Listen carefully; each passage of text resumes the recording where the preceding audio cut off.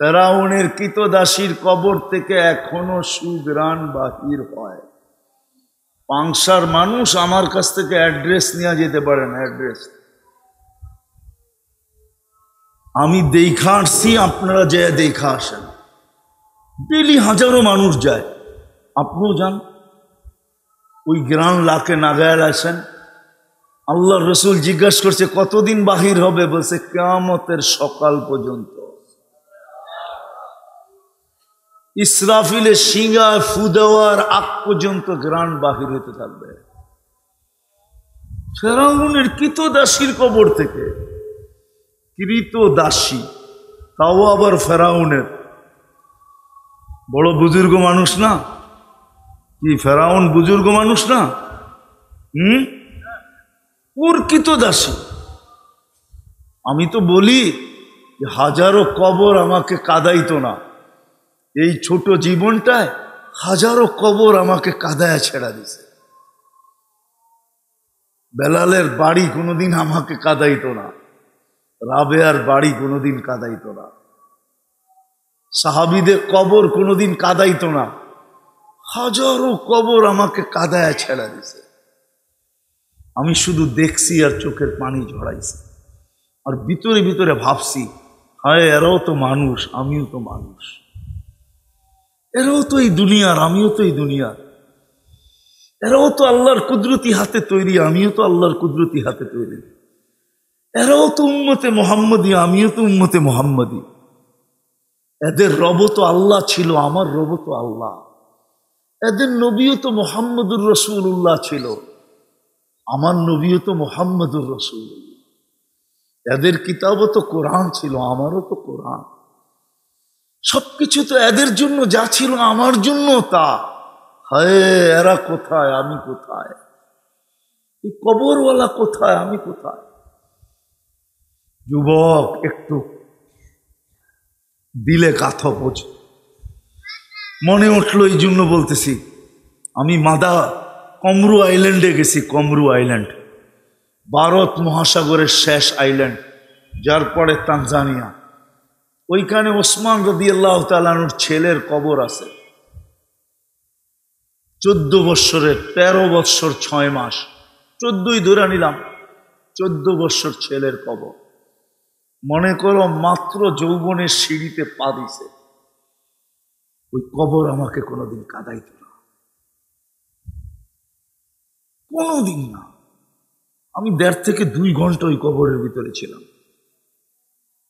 আমি অহংকার করে বলতেছিলাম, যুবকদেরকে বোঝানোর জন্য। ভারত মহাসাগরের পানি বৎসরে একবার উঁচা হয়, আর ওই কবরে আইসা বাড়ি খায় একবার। আমি জিজ্ঞাসা করছি কেন? বলছে জানি না। আমি বলছি কিতাবে পাই নাই, কিন্তু আমার ভিতরের ধারণা বলে এই কবরওয়ালার নামও মোহাম্মদ। উসমান রাদিয়াল্লাহু তাআলা আনহুর ছেলে মুহাম্মদ ইবনে ওসমান ইবনে আফফান। আমি বলছিলাম আমার মন বলে ভারত মহাসাগর মনে হয় আল্লাহকে বলে, আল্লাহ মদিনা মুনাব্বারায় যায়া আরব সাগরকে ওভারটেক কইরা মদিনায় মুনাব্বারায় যায়া আমার রওজায় চুমা খাওয়া সম্ভব হবে না। আমার পদদেশে শুয়ে আছে উসমান রাদিয়াল্লাহু তাআলা আনহুর কলিজার টুকরা, নাম মোহাম্মদ। আমাকে একবার অনুমতি দেন না বৎসরে, আমি এই কবরে চুমা খাইয়া মদিনা মুনাব্বারায় চুমা খাওয়ার স্বাদ মিটাইতে চাই। ওই কালো মানুষগুলো আমাকে মাথায় নিয়ে বলতেছে, মুফতি আমরা কোনোদিন এরকম পাইবা দেখি নাই। হইতে পারে তোর কথা সত্য, নাইলে বৎসরে একবার কেন পানি উঁচা হবে? ও যুবক, 14 বৎসরের একটা ছেলে,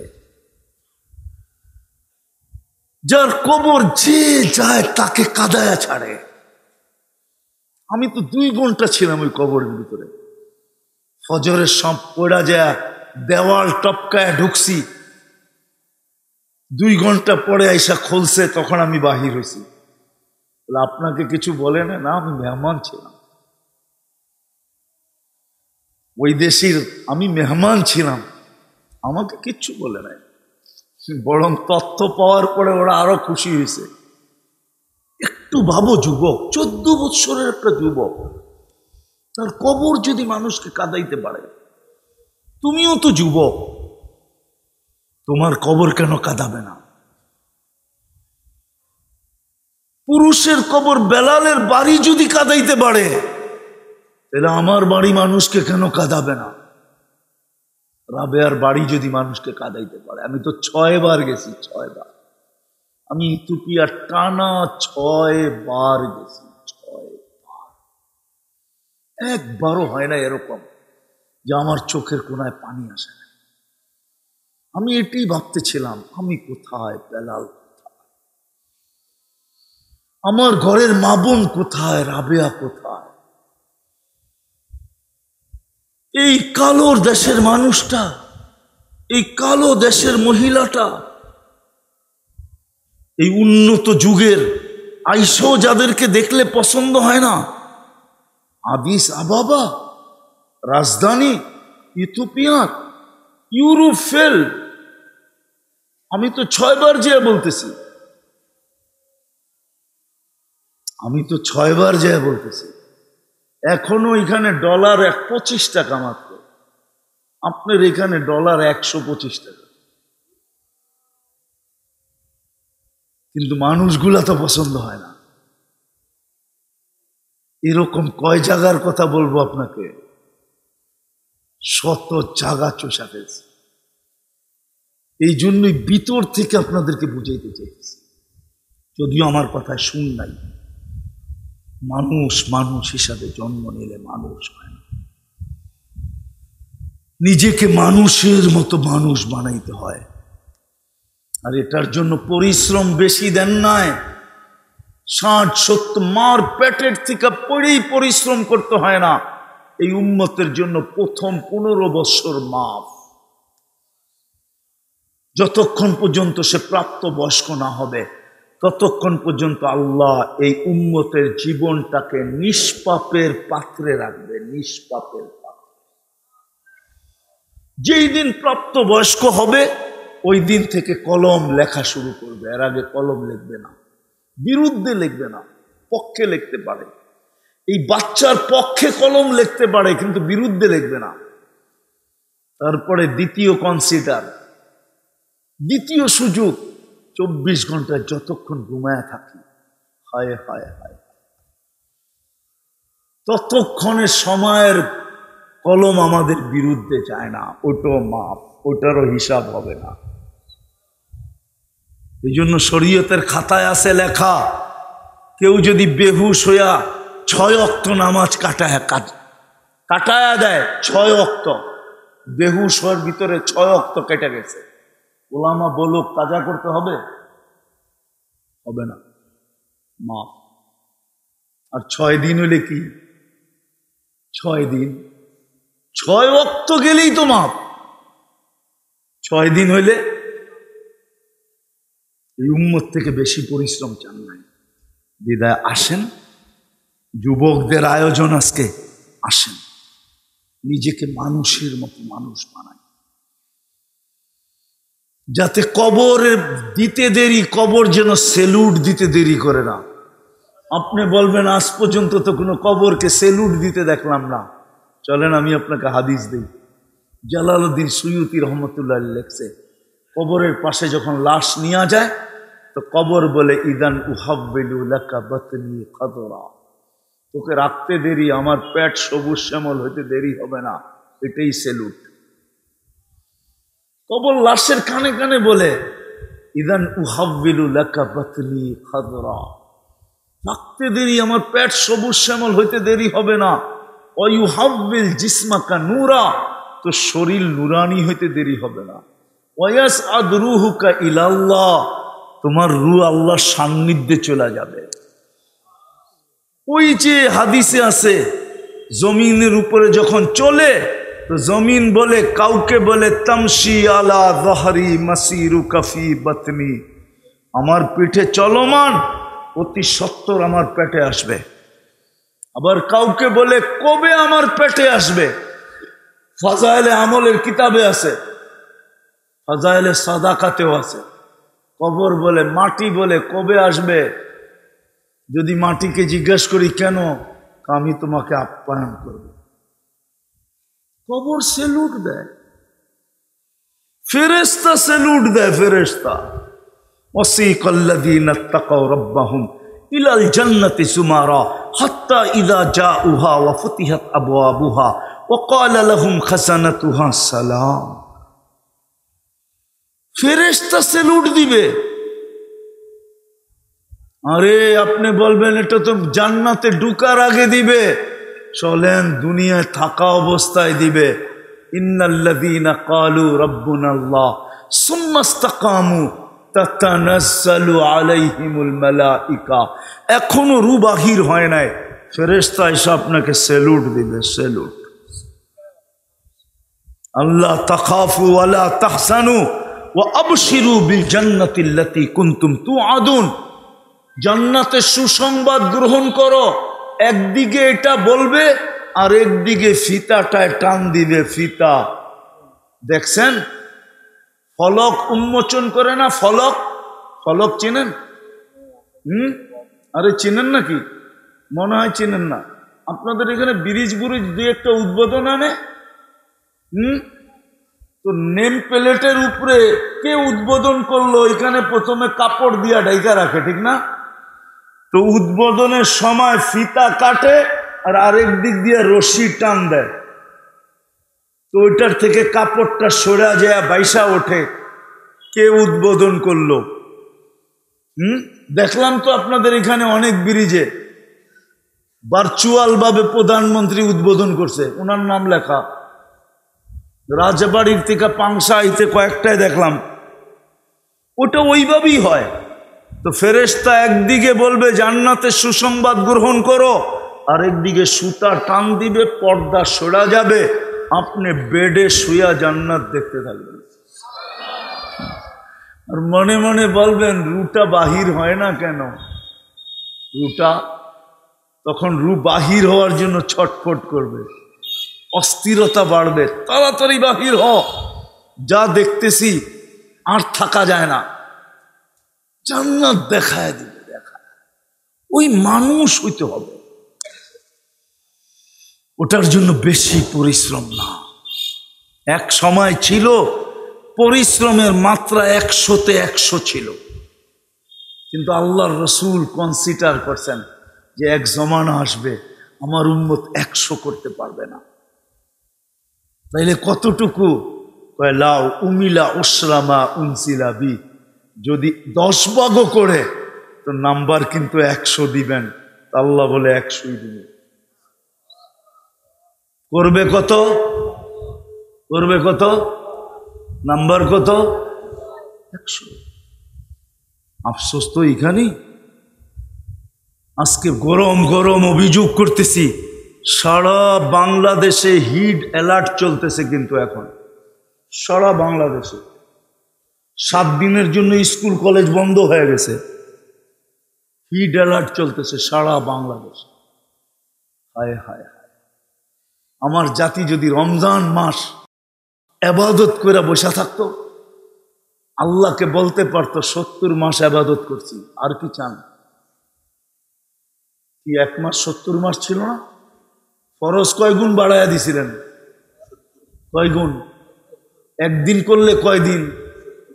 1 মাস করলে, তারপরে বসে থাকেন না। আল্লাহকে বলেন না 1 মাসে তো 70 মাসেরটা করছি, বৎসর তো 12 মাসে, আর কত করবো? এই জন্য বললাম, তাইলেও তো আল্লাহকে বুঝাইতে পারতাম এত হিট দেন কেন? কিন্তু রমজানে তো 20% পাংশার মানুষ নামাজ পড়ে নাই, পড়ছে 50% রোজা রাখছে, রোজাও রাখে নাই। আচ্ছা বাদ দিলাম, তারাবির ভিতরে যদি সবাই থাকতো, তারাবিও তো পড়ে নাই। প্রথম কয়েকদিন মসজিদ ভরছে, তারপরে ইমাম মুয়াজ্জিন ছাড়া আর শেষ দশকে কেউ ছিল না, সব বাজারে ছিল, ঠিক না? এখন অভিযোগ করেন কেন? গরম। গরম কি এমনি দিছে? আল্লাহ যদি বলে গরম দিমু না কি এসি দিমু? আমি যে রমজান মাসে ডাকলাম, এককে 70 বানায়া ডাকলাম, তুই কই ছিলি?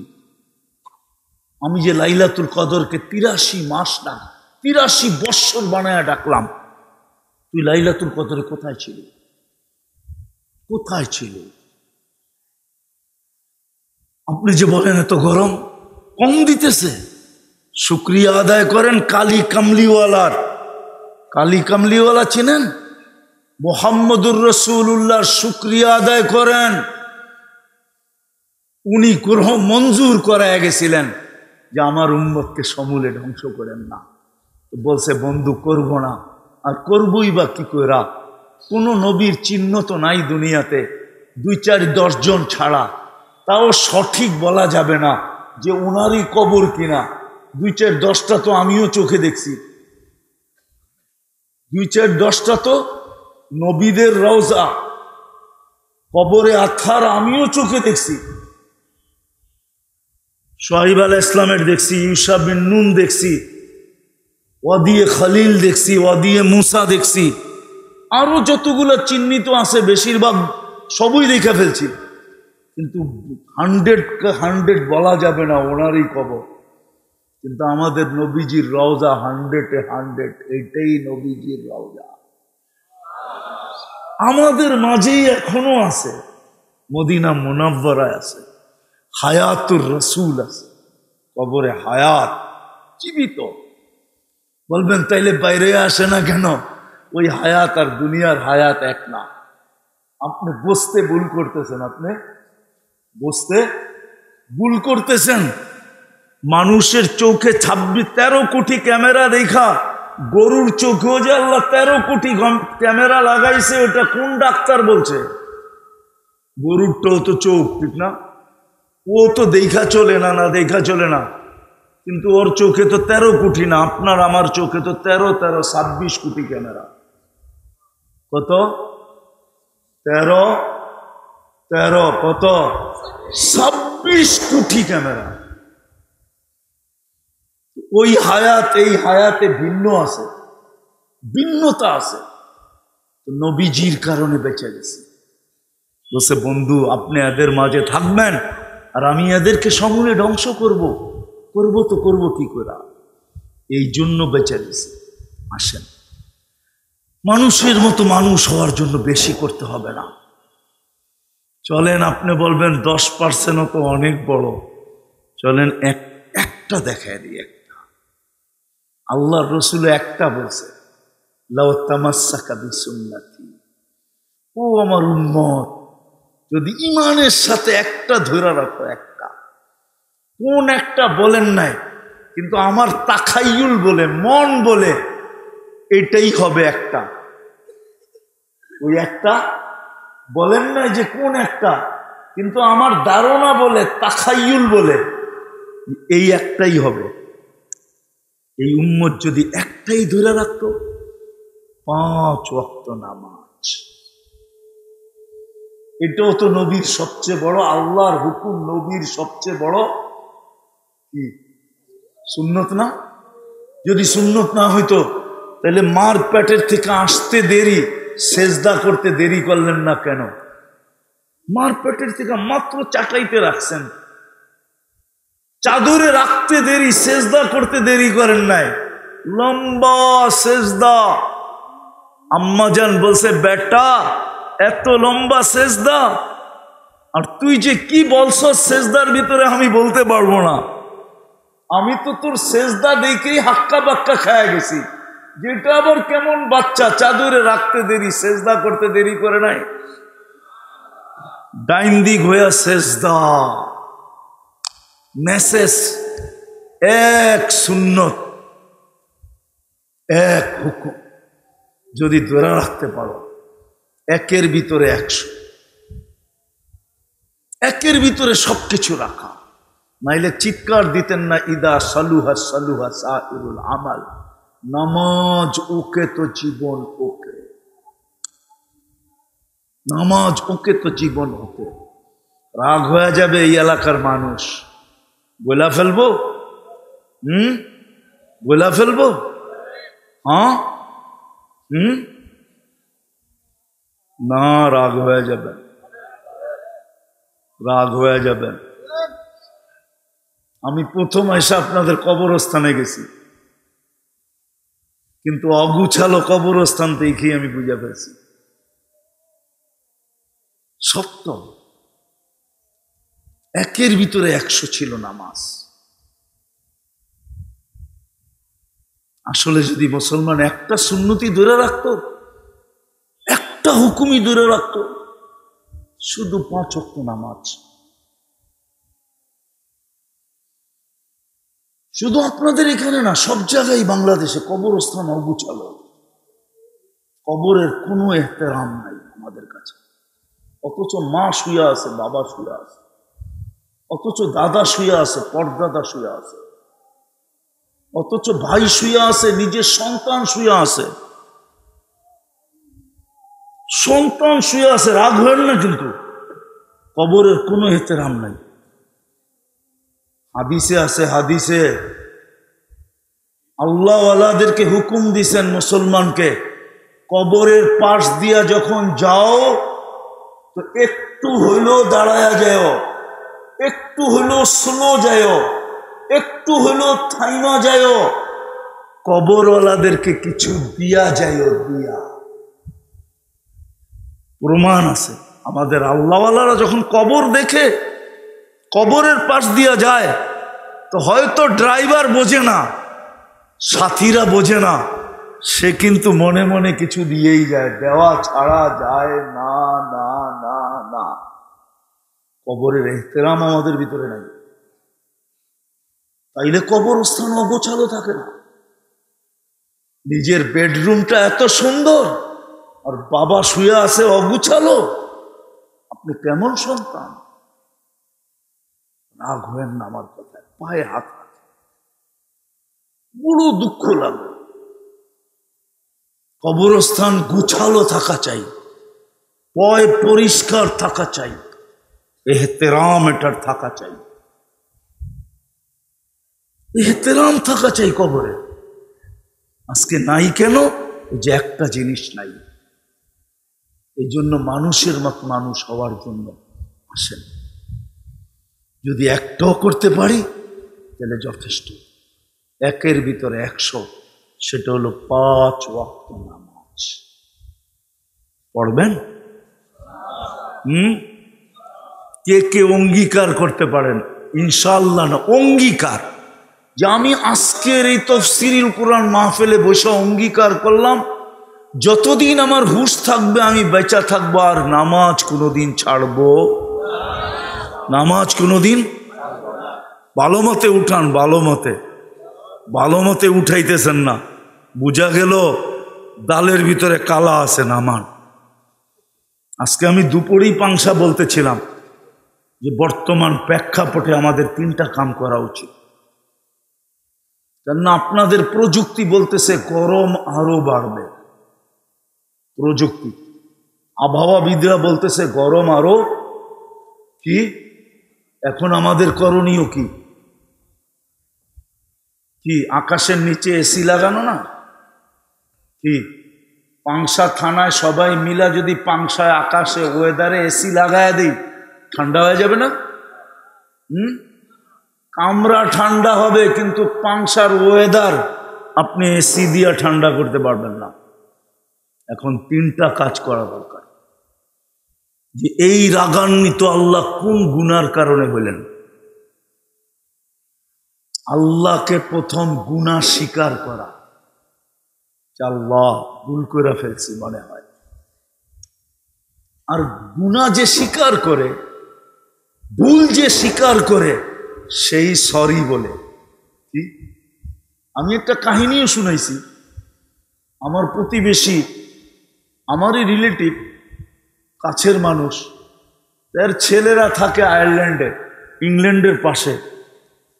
রোজার কয়েকদিন আগে আসছে, ছোট ছোট 2টা বাচ্চা, খুব সুন্দর।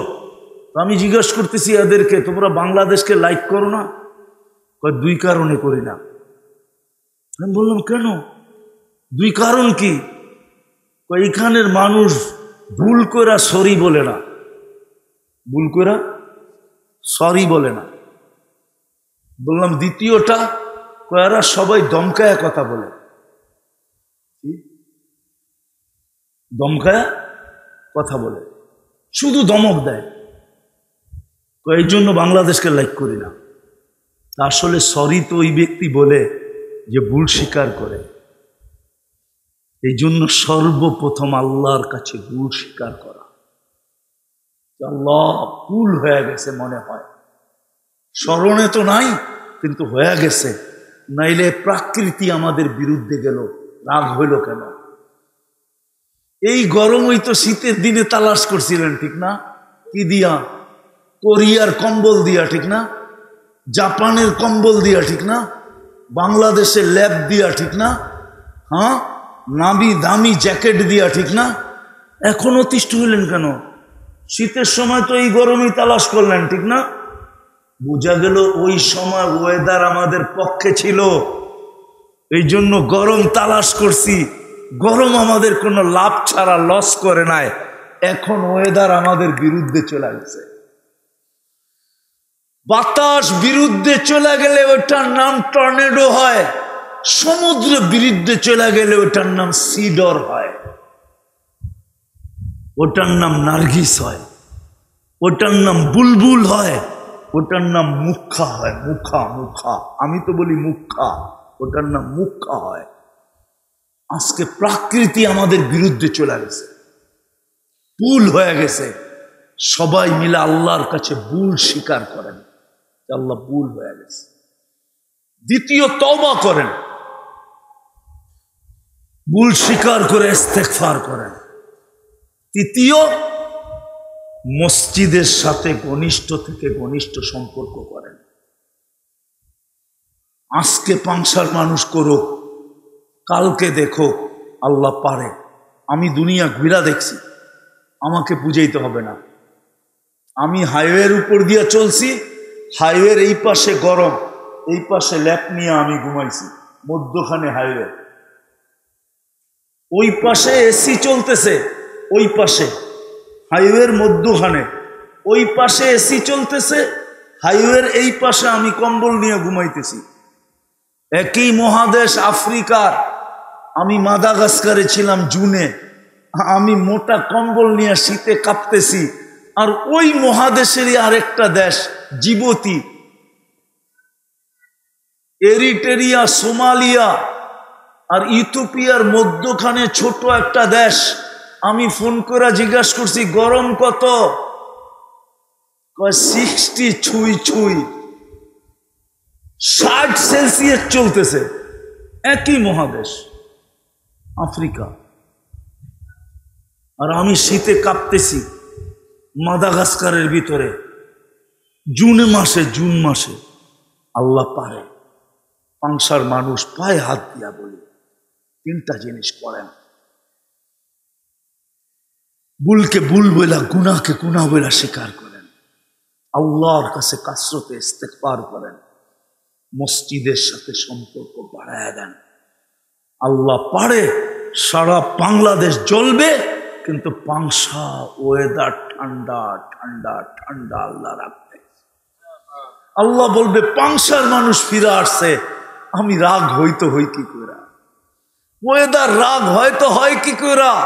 ওয়েদার রাগ হইতে পারবে না, ওয়েদার পক্ষে থাকবে। বুঝাইতে পারলাম কিনা জানি না, যতটুকু বুঝাইলাম আল্লাহ আমাদেরকে আমল করার তৌফিক দান করেন। ওমা আলাইনা ইল্লাল বালাগ।